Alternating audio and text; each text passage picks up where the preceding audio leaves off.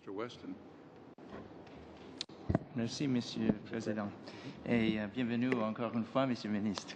It seems to me that you're standing in the center between two opposite and competing forces. On the one hand, people in the riding I represent, West Vancouver, Sunshine Coast, Sea to Sky Country, they want you to usher in people to work at the pulp and paper mills, Catalyst, Howe Sound Pulp and Paper, and you're aware of that, and you've been changing our rules to foster the immigration of people to take those roles.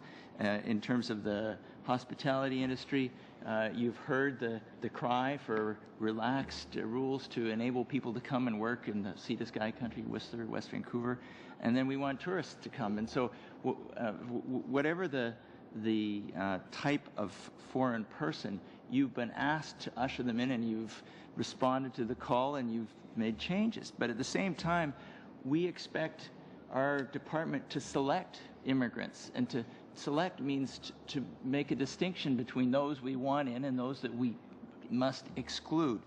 So it seems only natural that we come to this point, and I've got two questions, Minister, in that context. Firstly, having practiced law overseas for a decade and seen how people felt perplexed that we were so relaxed in how we dealt with people who lied on their applications. One of the changes that you propose in this bill is to finally impose consequences, that those who make misrepresentations must await 2 to 5 years before they can apply again. My first question is, would you please explain how that would work? And secondly, and this goes right to some of the comments that we've heard from my colleagues from the other parties this afternoon, I'm astonished, and many Canadians are astonished, that CSIS could not compel an interview of someone who was identified as a possible security threat in Canada under the current legislation, and your bill proposes to change that. So, est-ce que vous pouvez répondre et discuter les changements dans ces deux domaines? Thank you for raising two other aspects of the bill, Mr.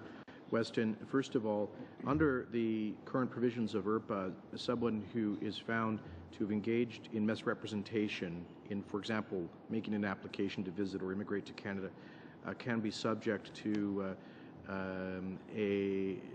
be barred from applying for 2 years.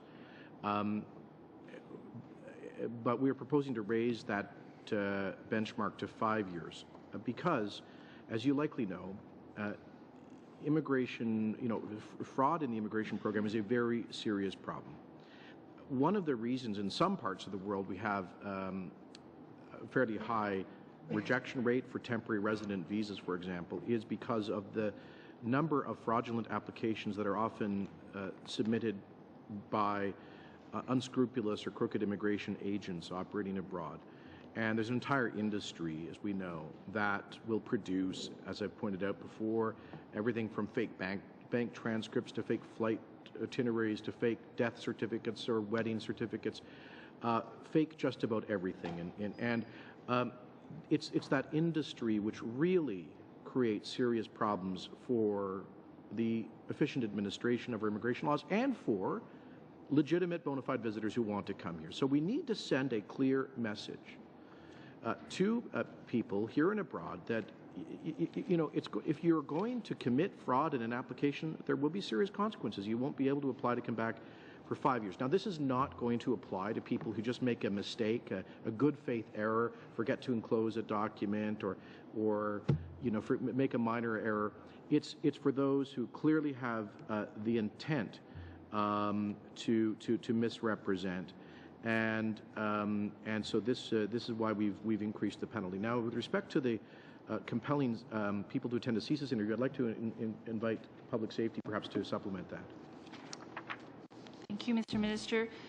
So, as you pointed out, what the bill seeks to do here is to establish a clear statutory obligation on foreign nationals who make an application under IRPA to appear for an immigration security screening interview with CSIS when that is requested by CBSA or CIC.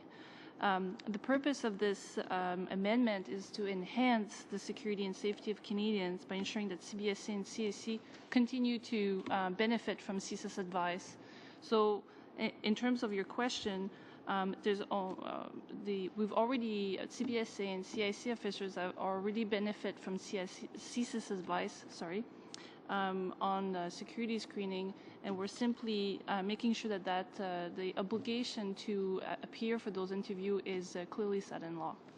Thank you.